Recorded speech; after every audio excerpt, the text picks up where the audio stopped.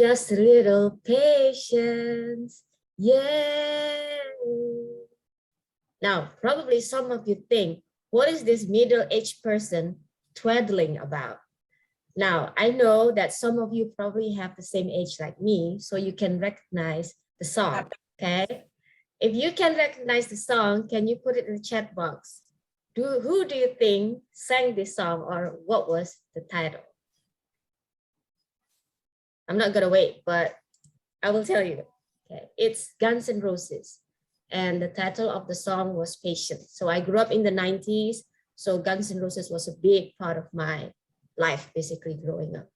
And without realizing it, whenever I feel an intense emotion, and usually a negative one, I always chant this line to myself, right? Okay, just a little patience, because it helps me to realize, okay, probably I cannot do anything about it right now, but people need to wait a little longer to see what is actually going to be revealed in front of them. A lot of things happen to us, and sometimes it's frustrating that when you can see something clearly, but other people cannot. It feels like you're waking up in the middle of the night when everyone was still asleep, for example. Now, to make it really clear, I will give you an example from my real life. So I'm like Stephanie Sinaga, who is here, the next speaker. I work in an international school for 11 years now.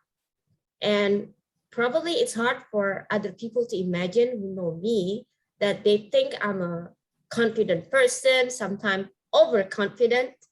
But actually in my working place, I'm really, what is it called? I doubt myself a lot. Do I have the skill to do this? Do I have the skill to do that?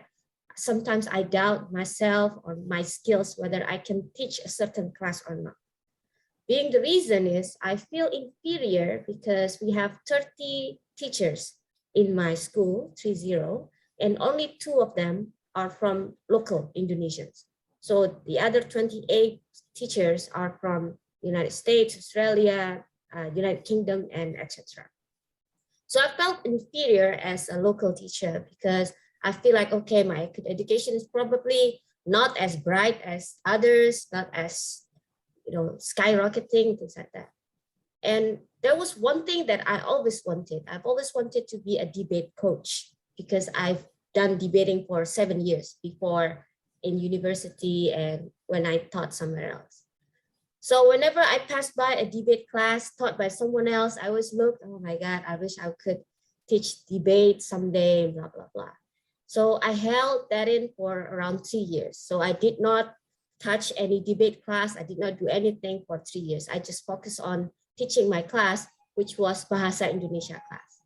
But then one day, the coach saw my Facebook post stating that I became a judge in a certain debate tournament. So she invited me to be the co-coach of her class, basically, after school. I was so happy. It was probably the best day of my life since I started my career in the international school. But then it lasted only for a few days because when I realized the way she coached the students, it was totally 180% or 180 degrees, the opposite of how I would teach my students.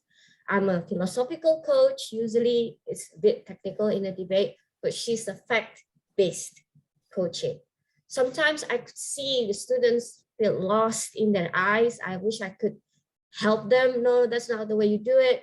But I kept my mouth shut because, okay, I'm not a better coach than she is. So when she coached the whole team for 3 years and I was the co-coach, I did not say anything.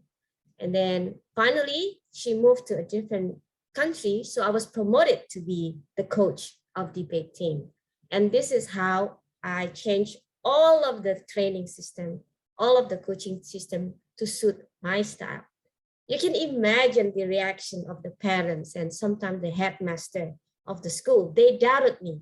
And they even threatened to, to pull the debate class from my hands, basically. You're no longer going to teach debate. But to me, like, okay, just a little patience, I'm telling myself. I still did it though. I believe that this is the best way to coach the students. They just need to see the result. So with months of parents scrutinizing my class, headmasters scrutinizing my class, they disagree with the way I coach the team. But you know, the result is my team won in an international debate competition for the first time. Before, they never won anything. The last time they entered octofinal, and that was it. So finally, after held it in my mind for months, I could tell them, all right, so this is how to show them, just a little patience. And finally, they could see the result. I just have to be, to wait a little longer to show them the result. Another thing, for example, is when I went for a week without walls. It was in another Stephanie's reference here, in Stephanie's hometown in Medan. So we went to Lake Toba when we had a drone kind of shot our activities. And a lot of parents disagreed with this. We don't want the kids to be shot with drones, you know, drones camera. It's privacy, blah, blah, blah. Everyone attacked me because I was the leader of the group. But then you know what?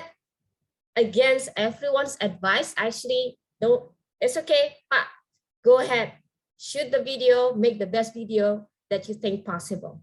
And you know, when the video come out, actually, it was the best video that comes out of this week without walls. And now the school even use it as a promotional video. Then no one even thanked me for it because everyone thought that, okay, it was infringement on privacy. I should have shut it down. But I decided not to shut it down because I think it was the best for our school. But now the video itself became the promotional video. And the parents who actually told me to stop use the same video to apply to university for her children, which was kind of strange. I didn't get a thank you, but it's fine, right? No hard feelings here. But the problem here is I need to tell myself just a little patience. They will see the result in a few moments after this. Then thank you.